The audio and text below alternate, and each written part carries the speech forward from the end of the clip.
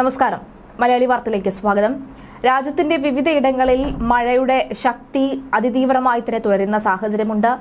ഉത്തരാഖണ്ഡിലടക്കം മഴവെള്ളപ്പാച്ചിലും അതിൽ പലരെയും കാണാതായി പോയിട്ടുമുണ്ട്. അവർക്കായുള്ള തെരച്ചിൽ ഇപ്പോഴും ഊർജിതമായി നടക്കുകയാണ്. സംസ്ഥാനത്ത് ഇന്ന് ഒറ്റപ്പെട്ട ഇടങ്ങളിൽ മഴ ശക്തമാകാനുള്ള സാധ്യതയുണ്ടെന്നാണ് കേന്ദ്ര കാലാവസ്ഥാ വകുപ്പ് അറിയിക്കുന്നത്.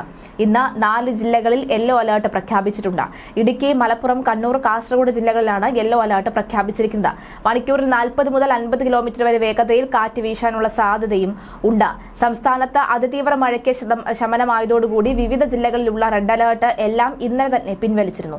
ഇന്നലെ കണ്ണൂർ, കാസർഗോഡ് ജില്ലകളിലാണ് അതിതീവ്ര മഴ മുന്നറിയിപ്പായ റെഡ് അലർട്ട് പ്രഖ്യാപിച്ചിരുന്നത്.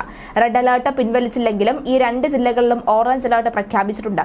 അതായത് അതിശക്തമായ മഴയ്ക്ക് സാധ്യത എന്നാണ് മുന്നറിയിപ്പ്. ഇടുക്കി, മലപ്പുറം, വയനാട്, കണ്ണൂർ, കാസർഗോഡ് ജില്ലകളിൽ നാളെ യെല്ലോ അലർട്ടും പ്രഖ്യാപിച്ചിട്ടുണ്ട്. പൊതുജനങ്ങൾക്കുള്ള പ്രത്യേക നിർദ്ദേശങ്ങൾ: ഉരുൾപൊട്ടൽ, മണ്ണിടിച്ചിൽ, മലവെള്ളപ്പാച്ചിൽ സാധ്യതയുള്ള പ്രദേശങ്ങൾ താമസിക്കുന്നവർ അധികൃതരുടെ നിർദ്ദേശാനുസരണം സുരക്ഷിതമായി തന്നെ സ്ഥലങ്ങളിലേക്ക് മാറി താമസിക്കണം. നദിക്കരകൾ, അണക്കെട്ടുകളുടെ കീഴ്പ്രദേശങ്ങൾ എന്നിവിടങ്ങളിൽ താമസിക്കുന്നവരും അപകട സാധ്യത മുൻകൂട്ടി കണ്ട് അധികൃതരുടെ നിർദ്ദേശാനുസരണം മാറി താമസിക്കേണ്ടതാണ്. ദുരിത സാധ്യത പ്രദേശങ്ങൾ താമസിക്കുന്നവർ നിർബന്ധമായും തങ്ങളുടെ പ്രദേശത്ത് ക്യാമ്പുകൾ തുറന്നു എന്ന് ഉറപ്പാക്കേണ്ടതും പകൽ സമയത്ത് തന്നെ അങ്ങോട്ട് മാറി താമസിക്കേണ്ടതുമാണ്. ഇതിനായി തദ്ദേശ സ്ഥാപന റവന്യൂ അധികാരികളുമായി ബന്ധപ്പെടാവുന്നതുമാണ്. ശക്തമായ കാറ്റിന് സാധ്യതയുള്ളതിനാൽ തന്നെ അടച്ചുറപ്പില്ലാത്ത വീടുകൾ താമസിക്കുന്നവരും മേൽക്കൂര ശക്തമല്ലാത്ത വീടുകൾ താമസിക്കുന്നവരും പ്രത്യേക ജാഗ്രത പാലിക്കേണ്ടതാണ്.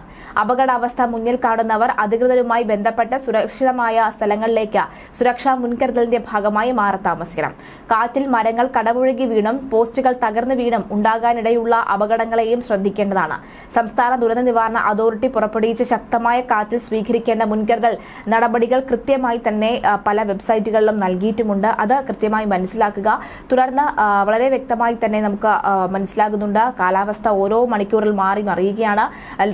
നിലവിൽ അലർട്ടുകൾ ഒന്നും തന്നെ ഇല്ലെങ്കിൽ പോലും സംസ്ഥാനത്ത് റെഡ് അലർട്ടോ ഓറഞ്ച് അലർട്ടോ ഒക്കെ തന്നെ ശക്തമാകാനുള്ള സാധ്യത വളരെ കൂടുതലാണ് എന്നാണ് ഈ മണിക്കൂറിൽ വ്യക്തമാകുന്നത്. അതുകൊണ്ട് തന്നെ മഴയുടെ മുന്നറിയിപ്പ് അവഗണിക്കാതിരിക്കുക എന്നാണ് പ്രധാനമായും നമുക്ക് ചെയ്യാൻ കഴിയുന്നത്.